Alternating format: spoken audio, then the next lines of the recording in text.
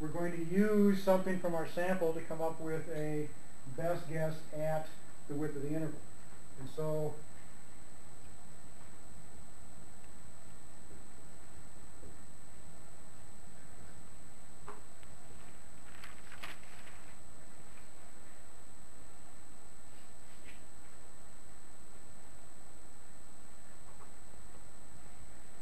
what we're going to do is we're going to break down this margin of error, this width, into a multiplier and what we will call standard error. Standard error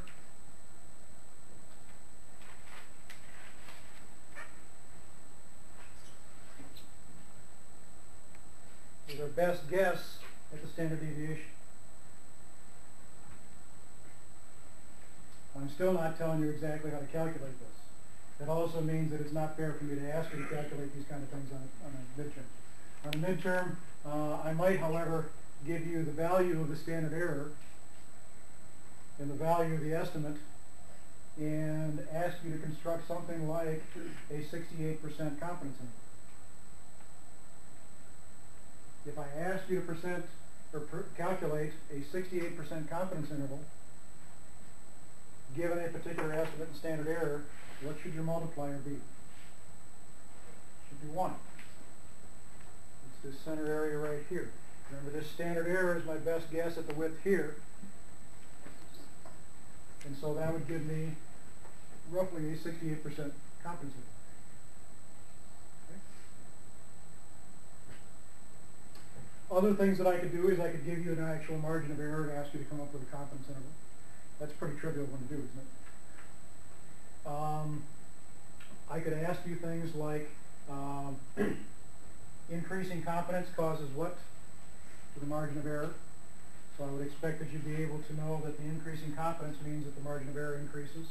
So you should be able to get those relationships.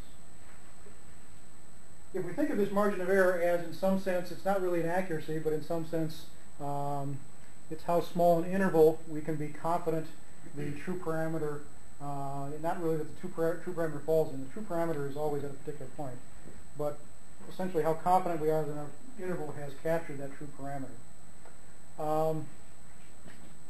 What if I want a smaller interval? Does it make sense that I'd like to have smaller intervals? Smaller intervals mean that I'm tighter on my true value, doesn't it? So you'd like to see smaller intervals. So for a 95% confidence, I'd like to get a smaller interval if I can. How would I do that?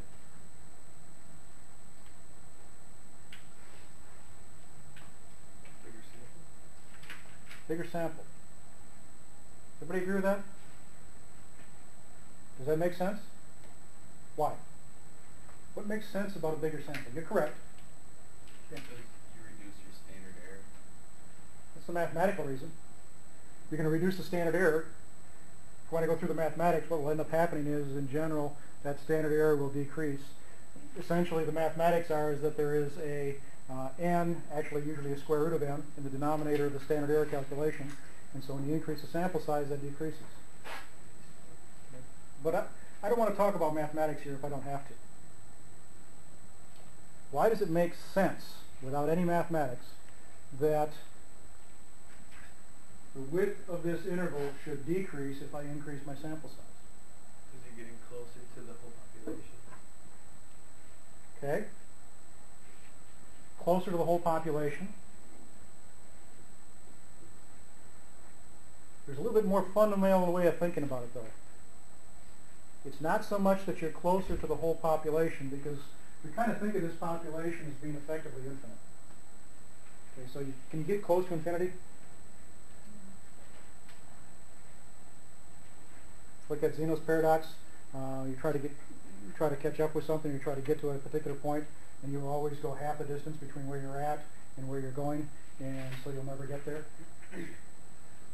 So if the population is effectively infinite in size, I can't get closer to the full interval, can I?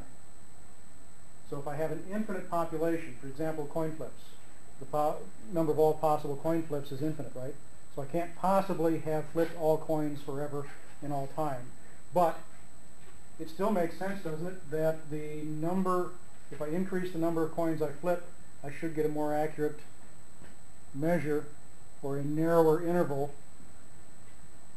confidence interval, for larger sample sizes?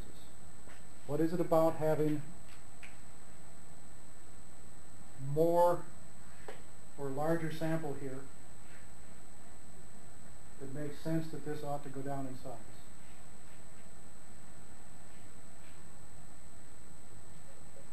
You're on the right track.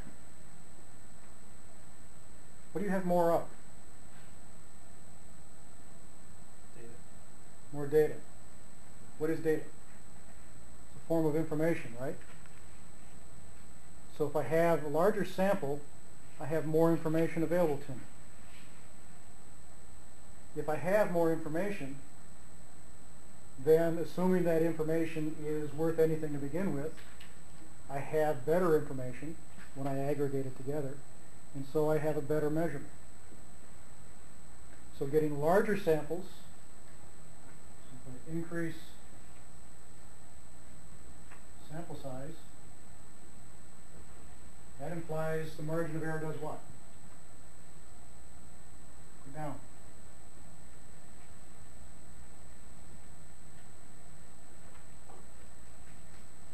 Back to our fishnet analogy, essentially a larger sample size is getting a better fish finder. So I have better information available to me.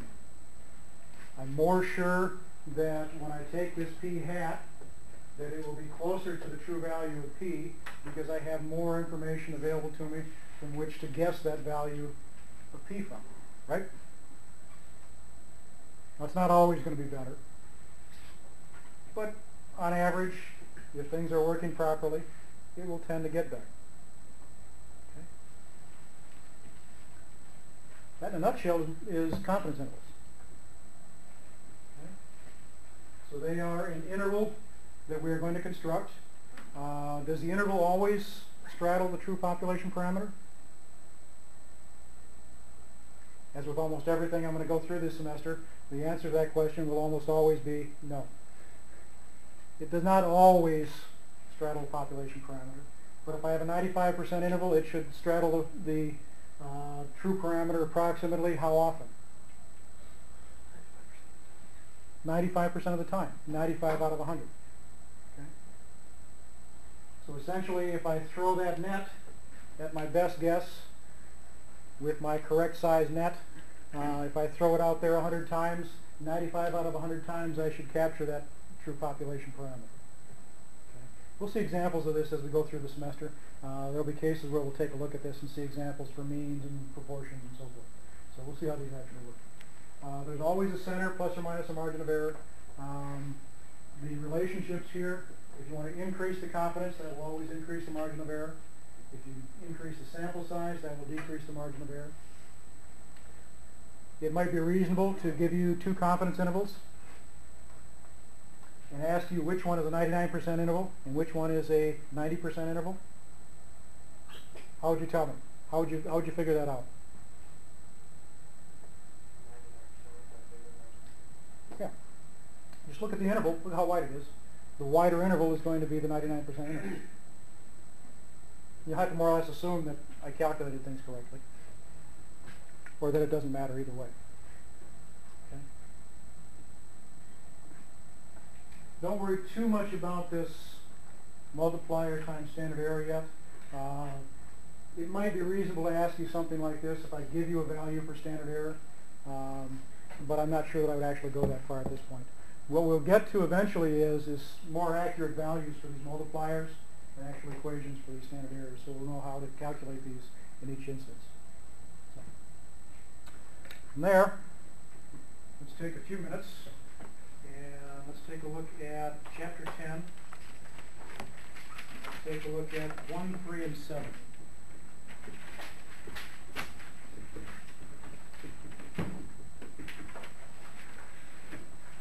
Take a few minutes.